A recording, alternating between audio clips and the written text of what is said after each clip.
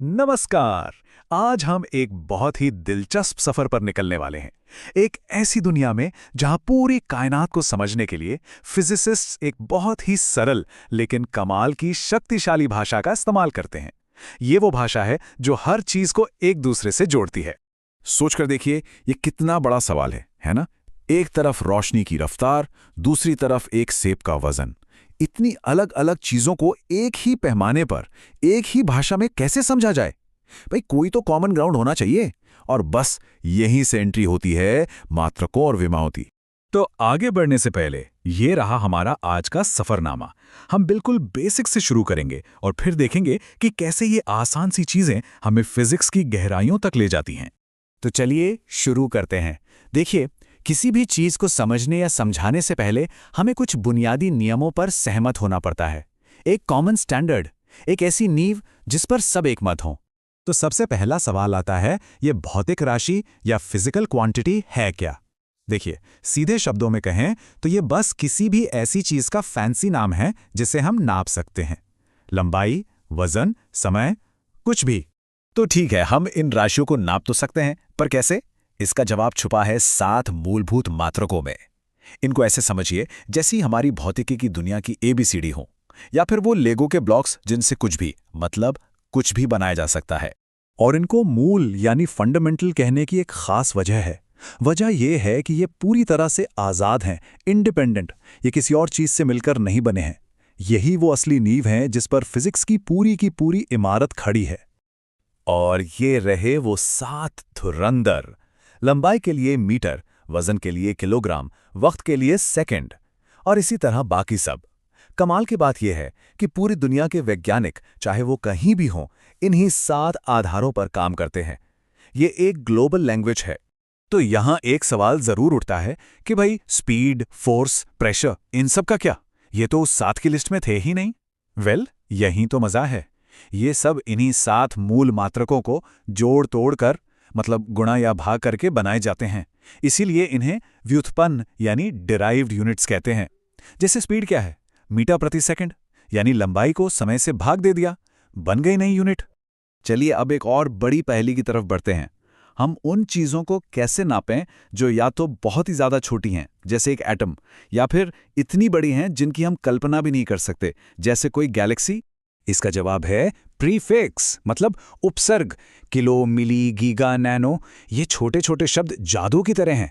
ये हमें ढेर सारे जीरो लिखने की मुसीबत से बचाते हैं और किसी भी स्केल पर, चाहे छोटा हो या बड़ा, आसानी से काम करने देते हैं। सच में ये बहुत ही स्मार्ट सिस्टम है।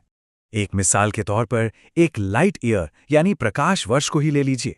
ये इतनी बड़ी संख्या है कि जीरो लिखते लिखते थक जाएंगे। लेकिन साइंटिफिक नोटेशन की मदद से देखिए, ये कितना साफ और आसान बन जाता है। अब तक तो बात थी नापने की।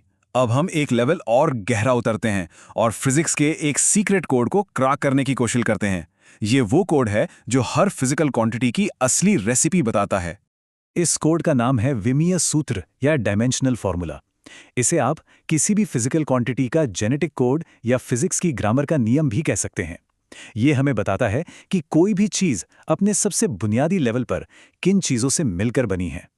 और इसकी जो बनावट है वो काफी सरल है। M, L और T, जिनकी अपनी अपनी पावर होती हैं। हाँ, देखने में ये थोड़ा अजीब लग सकता है, पर यकीन मानिए ये बहुत बहुत पावरफुल चीज है।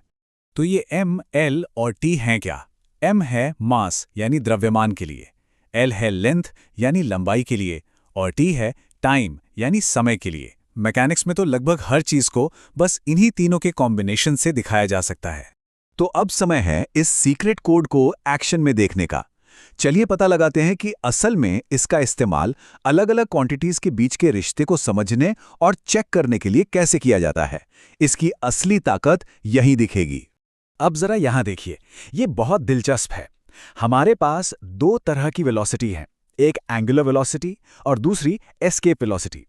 नाम में वेलोसिटी है, लेकिन इनके डायमेंशनल फॉर्मूला पर नजर डालिए, बिल्कुल अलग। एक में लेंथ L है, दूसरे में नहीं। ये साफ बताता है कि नाम एक जैसा होने के बावजूद ये दोनों फंडामेंटली बिल्कुल अलग चीजें हैं। और ये सिस्टम कितना बड़ा है इसका अंदाजा इस टेबल से लगा सकते हैं। एनर्जी डेंसिटी से लेकर ग्रेविटेशनल कांस्टेंट तक हर एक चीज का अपना एक यूनिक डायमेंशनल फॉर्मूला है। अपना एक अलग डीएनए। और अब एक हैरान कर देने वाली चीज, एक तरफ है एंगुलर मोमेंटम जो घूमती हुई चीजों से जुड़ा है, और दूसरी तरफ है प्लैंक्स कांस्टेंट जो क्वांटम फिजिक्स की जान है। दो बिल्कुल अलग दुनिया है, लेकिन दोनों का डायमेंशनल फॉर्मूला एकदम सेम है, ml² T इनवर्स। ये कोई इत्तेफाक नहीं है, बल्कि ये फिजिक्स में छुपे गहरे कनेक्शन की तरफ एक बहुत बड़ा इशारा है। तो कुल मिलाके इसका सबसे बड़ा फायदा क्या है? देखिए, ये डायमेंशनल फॉर्मूला सिर्फ किताबों की बात नहीं है, ये एक बहुत ही प्रैक्टिकल टूल है। फिजिसिस्ट इसका इस्तेमाल ये चेक करने के लिए करते हैं कि उनकी इक्वेशन सही भी है या नहीं। अगर किसी इक्वेशन के दोनों तरफ के डायमेंशंस मैच नहीं हो रहे, तो मतलब साफ है, इक्वेशन में कहीं गड़बड़ है। ये एक तरह का लॉजिक चेक है। तो आज की सारी बातचीत का निचोड़ क्या है? हमने देखा कि कैसे पूरी फिजिक्स सिर्फ 7 बुनियादी यूनिट्स पर टिकी है, कैसे कुछ छोटे से प्रीफिक्स हमें एटम से लेकर गैलेक्सी तक की सैर करा देते हैं, और सबसे जरूरी, हमने हर चीज के मूल में छिपे डायमेंशनल फॉर्मूला की ताकत को समझा। ये सब मिलकर हमें दिखाते हैं कि हमारा ब्रह्मांड कितनी खूबसूरत और व्यवस्थित तरीके से काम करता है। और जाते जाते एक सवाल छोड़ जाते हैं। सिर्फ 7 सरल यूनिट्स और 3 मुख्य डायमेंशन, और इनसे हम पूरी कायनात को समझ सकते हैं। ये जो जबरदस्त सादगी है, ये जो एलिगेंस है, ये हमारे ब्रह्मांड के बारे में आखिर हमें क्या बताती है?